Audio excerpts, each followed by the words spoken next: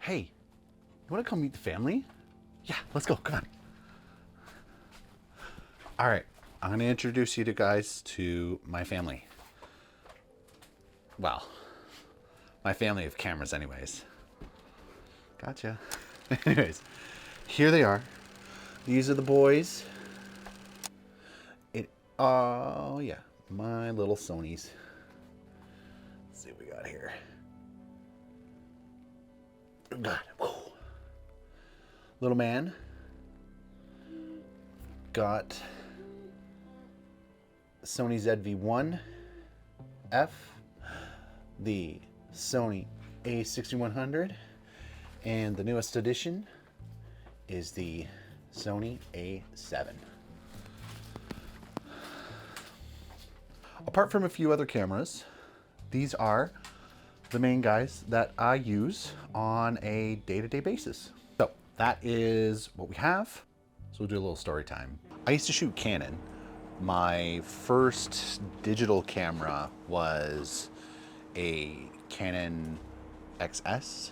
Again, I only bought it because it was a digital camera or a DSLR. It was a huge step up from what I was using before, which was my Canon point and shoot, which I have a video up there.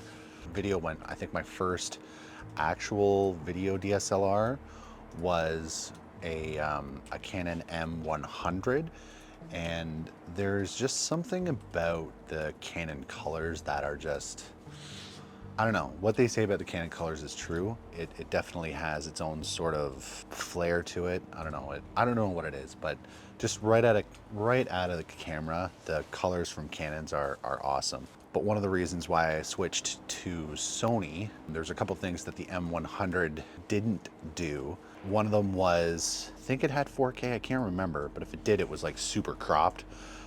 So I pretty much just filmed in 1080, which is fine because I upload most of my videos at 1080 anyways, so that wasn't too much of an issue. But I think it only did 1080 60, and at the time Peter McKinnon was doing all like the 120 frame per second B-roll stuff, so that was a pretty huge influence on the upgrade to Sony. And it also did 4K, which I was looking for. And as far as photos went, photo aspect of it was a little better. The Sony A6100 did 11 frames per second, and I still think the M100 only did like 4 or 5 frames per second when it came to video, or when it came to photos.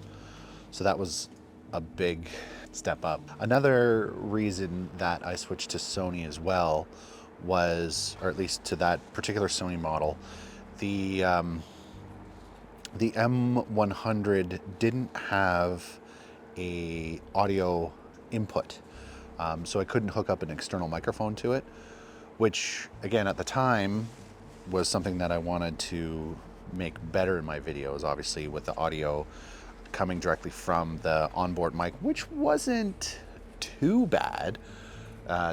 Definitely no comparison to a dedicated microphone, so that was a huge thing that we upgraded. Those were the two biggest reasons, and a lot of people that I was watching on YouTube were upgrading to Sony. Autofocus was definitely better. Not a lot. not a lot compares to Sony autofocus. This is what I'm dealing with here.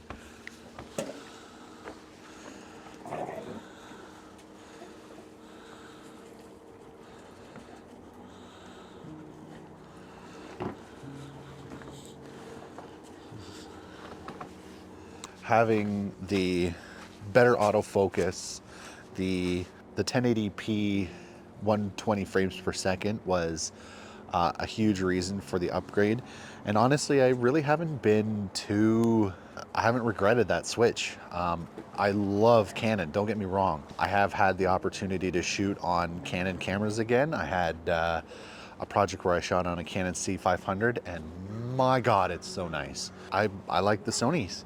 And price for performance is it's hard to beat. And the Sony color thing is For me anyways, I think it's just kind of stupid, but I can definitely see the difference when I film with, say, my daughter's Canon versus, you know, my Sony cameras. There is a little bit of a difference. Don't get me wrong, but it's not like the doom and gloom that a lot of, you know, the bigger YouTubers kind of put out there for the Sony color science. It's not that bad. It's not that bad. So I guess that pretty much just leaves the last camera in the Sony family, and that's the A7. I've always wanted to upgrade to a full frame camera. The only problem is that a lot of the Sony cameras are super expensive still, the full frame ones anyways. So I've always kept an eye out on some of the older ones. Like I'm not one to have the latest and greatest technology. When I bought the A6100, it was already old. You know, there was already cameras that were way better, but for the price and what I needed, it worked perfectly, and it's done amazing work for me. With the A7, I was looking at full frame. It's still got a 24 megapixel sensor. It's no big deal, but it's got that full frame look, which, you know, a lot of people say is a big deal. It's not. It does have a little bit of a full frame look, don't get me wrong. When I put the 85mm Cine lens on it, wow, it looks so good, so good. I wanted to have at least something in every kind of class of camera. So now I've got the 1-inch sensor, the aps-c, and then the full frame with the A7. Honestly, it's a decent hybrid camera. The photos it takes is really good. Yeah, the autofocus is a little slow, not a big deal. You know, a lot of the stuff that I take pictures of now, if it's not the dogs, which I'll usually take my A6100 because I can get a little bit more reach and it's got that 11 frames per second, but this is Raven. She's a new foster. If I'm not taking pictures of the dogs, I'm taking pictures of cars that are usually stationary or models or portraits. So a lot of those things, I don't need 11, 20, 30 frames per second. I don't need, you know, crazy super fast autofocus. You know, it's got subject detect, which I'm fine with, and it does what it needs to do. Like the pictures so far that I've taken have been really, really nice. I'm not disappointed with it. And since it is a fairly old camera, I sold one of my ZV-1Fs, and that pretty much paid for the camera. I wasn't really out anything. I am still keeping my Sony ZV-1F for vlogging. That's not going to change. I will use my A6100 primarily as my video camera, and then the A7 is going to be primarily my photo camera. So I have to get a few lenses, and the only downside with Sony lenses is that they're stupid expensive. That's a little story time about the cameras. Let's go in real quick and we'll set up the cameras just so you can see sort of the differences between the three cameras. We'll do a quick little thing with that and then wrap up this video, and that's it. So let's go inside. Now hopefully I was able to sync that, and this one's in focus. Anyways, these are my Sony cameras. We've got the Sony ZV-1F here. We've got the Sony A6100 here, and this new beauty, which is hopefully in focus, is the Sony A7. This one is the fixed lens. It's a focal length, full frame equivalent of 20 millimeters on the 1-inch sensor. That is an aps-c. I have the 18-105G lens. That's an f4. This one's supposed to be f2. And on this one is the Rokinon Cine lens, 85 millimeter. That's why it's so tight. It's about as far back as I can get it right now. 85 millimeter P 1.5. All of the cameras are generally have the same settings. They're all in 24p. This one's filming 4K, this one's 4K. This one only does 1080p, so it is what it is. They are all at 1/50th of a second, and the Sony ZV-1F is filming on S-Log with S-Cine Game at 3 color, And these two, the A6100 and the A7, have my custom flat profile since they don't have log. This is the picture quality. So if we come up close, this one's gonna be blurry as hell, so I'm gonna be out of focus on this one in a second here.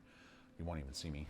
If I come closer, you can kind of see the, I don't know if this is gonna background blur or anything, but this one's set to f4. This is as close as it's gonna get. That is how they look. Each one has its own specific use now. Like for the longest time, I was using my A6100 for everything. It was my stills, my video, my vlog camera, but now I almost use that one exclusively for video these days. This one, I use the ZV-1F, I pretty much use almost exclusively for vlogging. This one is pretty much going to be exclusively used for, depending on how I want to shoot things. So going forward, these cameras will be in my bag at one point or another. For the foreseeable future, I'm going to be a Sony shooter, just because of all my cameras, Sonys are my main ones. And yeah, except for the odd time when I'm using my iPhone, that will be what I'm using. So I hope you enjoyed. If you do have any questions about any of them, let me know. And I'd like to know what ecosystem you kind of shoot in. I know with some of the YouTube Mastermind group guys, a lot of us shoot Sony. So again, I'd like to see, what you shoot. I'm not going to knock you for using Nikon. So, and also, if you are shooting in one ecosystem, are you considering switching to another one? I've been flirting with getting a Panasonic camera again. The Panasonic S5 has really been tickling my fancy. But apart from that, thank you for watching. We'll see you in the next one. I've got a couple weeks left of filming the documentary, and then we'll start editing it. So apart from that, thanks for tuning in. We will see you guys later. I don't know which camera to look at. There's so many of them. Bye.